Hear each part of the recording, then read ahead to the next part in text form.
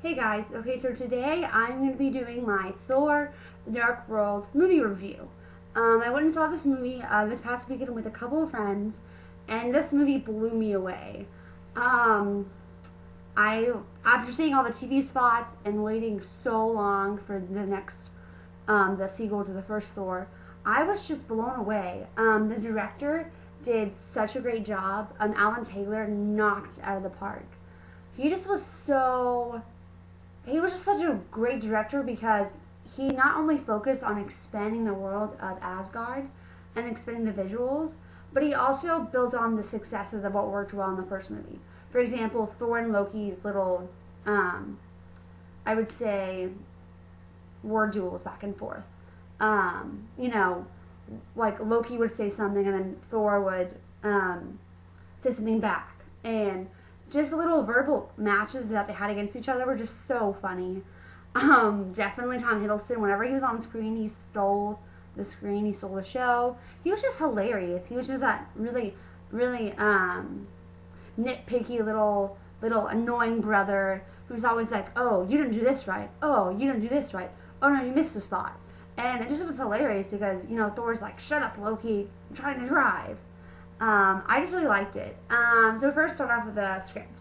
Basically, this movie starts back up whenever Thor is trying to settle peace among the Nine Realms, and he hasn't seen Jane Foster for a while. So obviously she's really upset because Thor said that he would come back for her, and when he didn't, she's obviously peeved. So yeah, I really liked how this movie picked up because it picks up pretty quickly. I'm not gonna do any major spoilers. There might be like some spoilers, but they're not gonna be like huge. And if I do them, I'm gonna say spoiler warning, mute it. Yeah. So anyways, so I really liked how it showed Thor and the whole world of Asgard is expanded. We get to see more of the Nine Realms. It's not just Asgard itself, but even within Asgard, it's just the whole world is expanded. We get to see more of his home. More of the area surrounding Asgard, more of Heimdall, which I really like his character, played by Idris Elba. I don't know if that's how you say his first name. Sorry, I tried. But yeah, so I just like that, to see his relationship between between Odin and Frigga, his mother. You know, they're kind of in a difficult position. You know, Loki basically killed all these people in Avengers, and they have to deal with it, and he is now going to be judged according to Asgard's laws. And it's tough for Frigga because to her, that's her baby, that's her son. But Odin is just angry, and he's just saying, you know, I saved you, and this is how you repay me, by killing innocent lives. And of course Loki's like, I was never your son. So I liked that conflict between the two family members. And of course Thor, after giving him so many chances, Thor's just fed up. He doesn't want anything to do with Loki. It's kind of proven whenever Frigga is the only person to ever visit Loki in jail. And Loki says, oh, well, I'm glad you made me comfortable. What about Thor? What about Odin? Did they ever come visit me? No, they didn't. I really liked their relationship. Another thing I liked is I loved the scenes with, you know, back with Thor, Darcy's new intern, Ian, was great. And then Eric Selvig. I liked their chemistry together. I feel like they play well off of each other. Basically, Thor will say something to Jane, and then Darcy will come back with a really funny one-liner. And, you know, I'm a huge fan of Darcy. I love her. I'm glad she was featured more in this. I also liked the new character, Ian. Ian the intern was quite funny because he is just, you know, following Darcy's orders and doing all of her crazy antics and schemes. And I just like their friendship. I thought it was really good. I liked their relationship together. I thought their kiss was cute at the end. I really liked it. Also, I'm a huge Thor and Jane shipper. I love their relationship. I love the whole Romeo and Juliet, because Thor is a god, and his father's like, you have all these pretty warrior princesses like Sif. Like, why don't you like her? Why don't you like other people? Why would you want to like a mortal? And Thor's like, I don't care about anyone but Jane. I love her, and you need to get over that. She's immortal. So basically, it turns out to where Thor basically has to save Jane, and he has to enlist the help of Loki to find a cure for Jane, and also stop Malekith from destroying all the Nine Realms and turning them into a period of darkness. I just really like that concept of working with your enemies. Because Thor just wants nothing to do with Loki, and the fact that he has to work with him is unique because he's forced into a bad situation. Jane is sick. I'm not going to say how, but Jane is sick, and Thor doesn't want to lose her. Thor deeply cares about Jane. He doesn't want to see her lost. So the only person who knows where the possible cure could be is Loki. And so I liked their relationship because you never knew how Loki was going to turn out. Of course, Loki is the god of mischief, of trickery. So I never really, you never really knew, is Loki going to keep his end of the deal? Is he going to help out Thor? Or is he just going to betray him to Malekith and just worry about himself for once? I really liked that.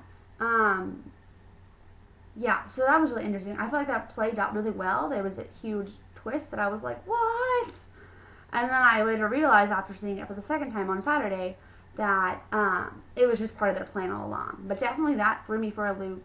Loki is very, very unpredictable, and Tom Hiddleston is great as Loki. Same with Chris Hemsworth, Natalie Portman, I'm forgetting the girl who plays Darcy, but Jamie Alexander plays Sif. Yeah, I just feel like the whole cast is great. I love Thor and Jane's chemistry. They just have good chemistry together. They fit well together.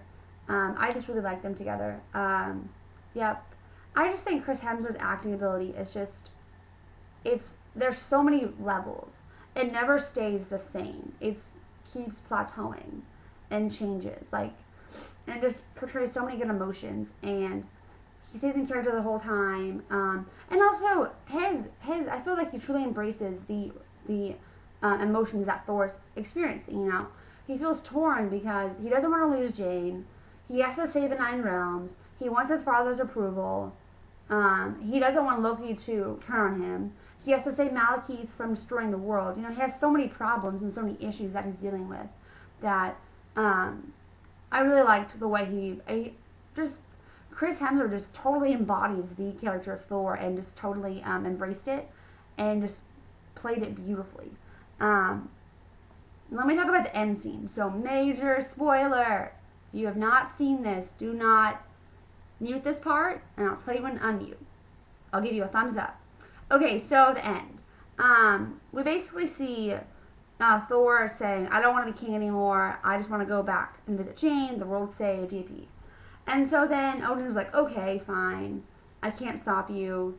Hopefully my legacy won't be ruined. And then Thor brings up a really good point. He says, but isn't this legacy enough? You know, I've been always saying for the kingdom. I've brought peace to the Nine Realms. I have, you know, Loki died in honor. He didn't die in vain. And you need to respect him and respect his memory. I like that part. And then, I guess the one part I'm still kind of undecisive about is it turns out that at the very end, Loki is not dead. Loki is alive and well, and now he's sitting on the throne of Asgard, which is what he's always wanted. So, in one sense, I want to feel like Loki, because he is the master of trickery, he either faked his own death, or he basically miraculously healed from his wounds from Malekith. I don't know. I mean, I feel like those are options.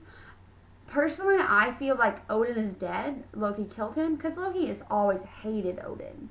Hated him. And so I feel like Loki killed Odin, and now Loki's ascending the throne, and how Thor was talking to a mirage of Odin, which was really Loki, personifying Odin. Thor, of course, has no idea that Loki is alive and well. So I feel like those are definitely good options to think about. I don't know. I'm still kind of confused about that part, but maybe if the more I think about it and the more I try to figure out, you know, what's going on, maybe it'll make more sense to me. I thought it was really clever, though. That was a huge twist, and I loved that twist. Okay, so now we're back to being mostly spoiler-free. Okay, so last thing, I really like the two Easter eggs at the end of the credits. There's one in the middle and one at the very end. So stay till the very end of the credits. There's two, not just one, but two. Okay, so the first one, it basically shows Sif and Thor's other friend basically take the Tesseract to this man who is the keeper of all secrets. And I mean, his whole place with a dark, strobing light just looks really sketchy. He looks sketchy. His servants look sketchy. I'm just thinking in my mind, this guy is just not someone to be trusted with. Like, why would you hand him the Tesseract, the most, like, volatile weapon? I mean, did we not learn anything from the Avengers? I just don't understand why you wouldn't just keep it. It's been safe for that long. Why would you not just keep it? But then again, since Loki's back in power, it's probably not the best idea to keep it. So they just do what they know best. Anyways, I thought that scene was interesting. I'm excited to see how it plays out in Avengers 2 and Thor 3. The last Easter egg scene, I loved how whenever Thor came back to Jane's apartment, I thought it was really cute. I really liked it. Yay, romance. I just thought it was a sweet kiss. I really liked their relationship. Okay, let me know. What do you guys think of the new movie? Do you think it lives up to the hype that it's been getting? Do you feel like it's better than the first Thor? What are your thoughts on this new movie? Let me know what you think. Comment down below. Comment, like, subscribe. And again, I just want to say thank you so much for watching. It's been a real pleasure filming for you guys. And again, let me know your thoughts. And I will be filming another one soon. My next one should be either the new Divergent trailer, which is going to be released on Wednesday, or it's going to be Catching Fire. Depends on my school. This week is hell for me, so it just depends on my school schedule and work and such. But anyways, thanks for watching, guys. Have a good night. Bye.